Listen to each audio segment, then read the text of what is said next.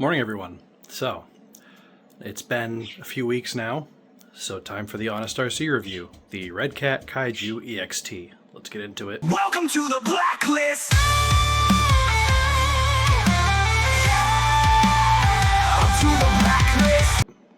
So it looks a little different from the unboxing video I did a few weeks ago, because I like to do stuff. So, after the unboxing, I drove it around as it was out of the box, and then I decided to start modifying it to make it my own. Not really did anything specific, but the original body that came with it, I wasn't a huge fan of, so I got this Chevy K1500 extended cab body for it. Cut it to fit.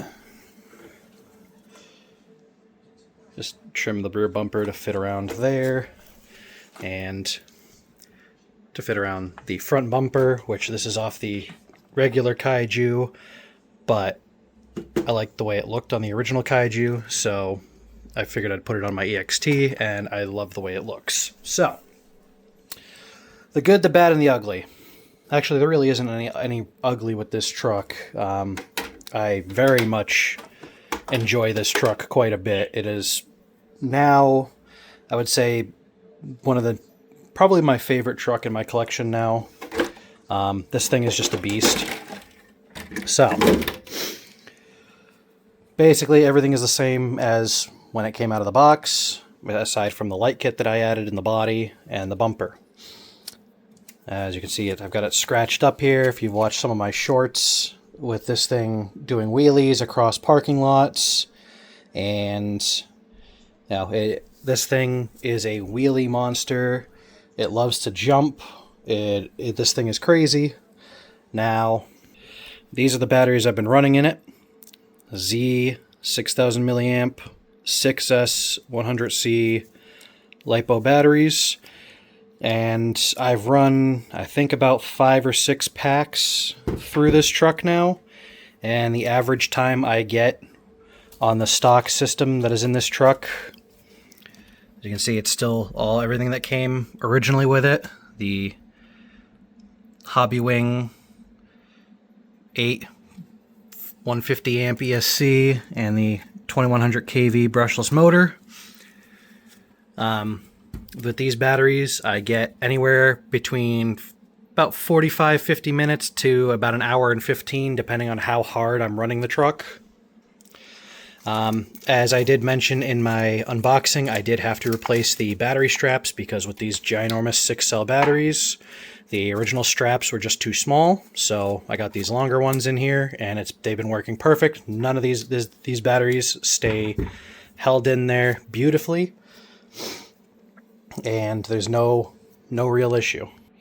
Now, some things I have done was I took a jump kind of wonky, and the screw for the steering servo, this little screw here, popped out, and it got lost at the skate park. So I just put a new screw in there with some Loctite, and it's been perfect since. So I would check that screw, give it a little hit with Loctite. Something simple, very easy. And I did have to replace one of these upper control arms, this upper control arm. You can see this one is kind of bent, so I'm going to have to replace that one too. They come in 2 packs. They're like $8 for a 2-pack, so the fronts are a little shorter, but you can adjust them to fit the rear. But if you do have to get new ones of these, they are 2 completely different sizes. You can see this one much shorter than that one. So this first one broke when it was like, what the hell was it? It was just after a snow. We had some snow up here, and while I was at the shop, I had it tooling around in the snow. There was a pile that the plow truck had pushed up. The snow bank itself was probably maybe about 3.5 feet tall. I took the jump about as fast as I could get it up to in the area that that I was driving the truck in, hit the jump, and it came down directly on this side, and it snapped this upper link here at, not inside the pin here, the adjustable pin, snapped inside the plastic. It sheared the pin. So, and it looks like after I took a couple of nice sized bumps off of the jumps at the skate park, this one bent a little bit, so I'm probably going to replace that one with the other one as soon as I find it in my spare parts bin. But other than that, these are pretty cheap, and Redcat does sell these bits here in aluminum, and then you just thread this into the aluminum bit, and then you still leave the plastic end on this side. So there are a few upgrades for this if you want to like avoid that altogether, but these parts are pretty cheap anyway. And if you're really sending this thing off of 4 foot, 5 foot, 6 foot jumps constantly, you're going to expect to break shit anyway, so I wouldn't really be too concerned. Now, top speed wise, the parking lot at my shop where I've been running this thing mostly, I can only get this thing up to 38 miles an hour before I have to back off, or I could end up sending the truck into trees. But it still has a lot more to give. I really haven't had any issues with this truck. I've been driving it constantly.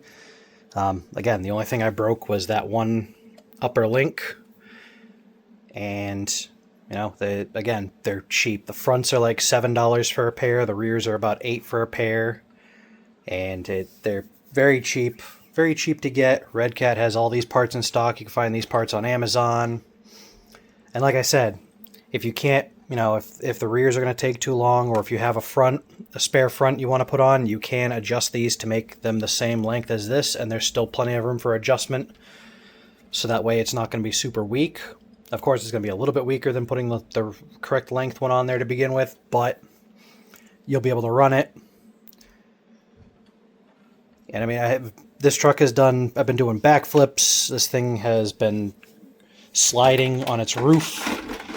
I've been, hitting skate jumps, snowbanks, running it in the yard. I've got my 2 little metal jumps that I made that I've been hitting with it. Some of the shorts that I've been putting up for the past week.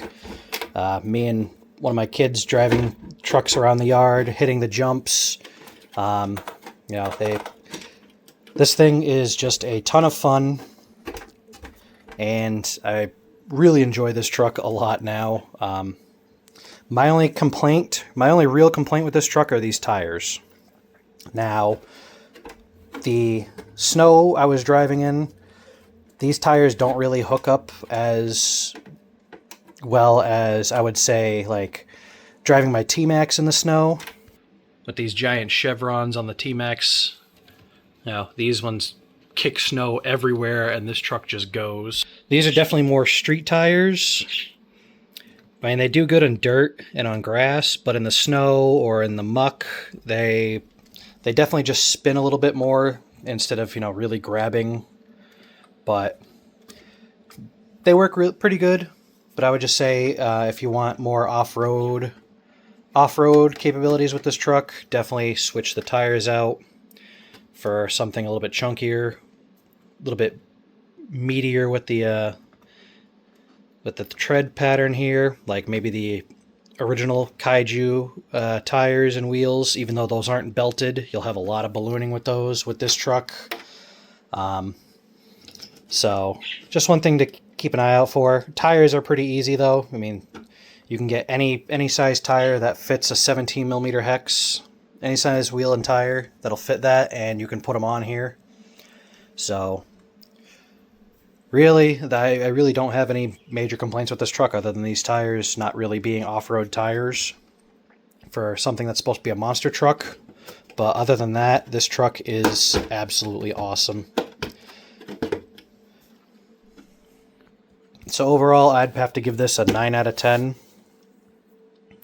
Simply, the only reason why it loses a point is half a point for the tires and half a point for the price.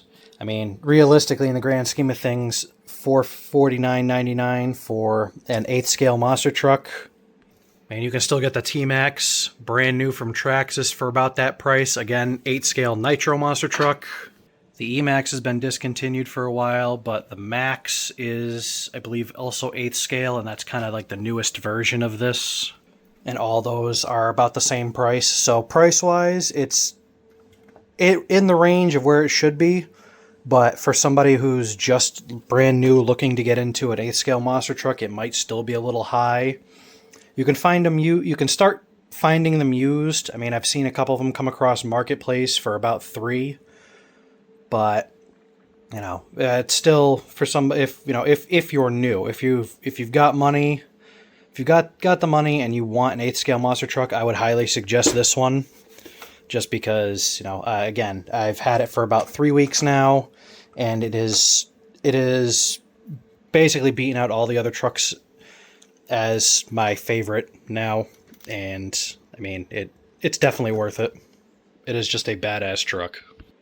So thanks for sticking around to the end of the video. If you like this kind of content, feel free to subscribe, hit the like button, and hit the little notification bell to be notified about all my newest videos. Stay tuned for more. Welcome to the blacklist.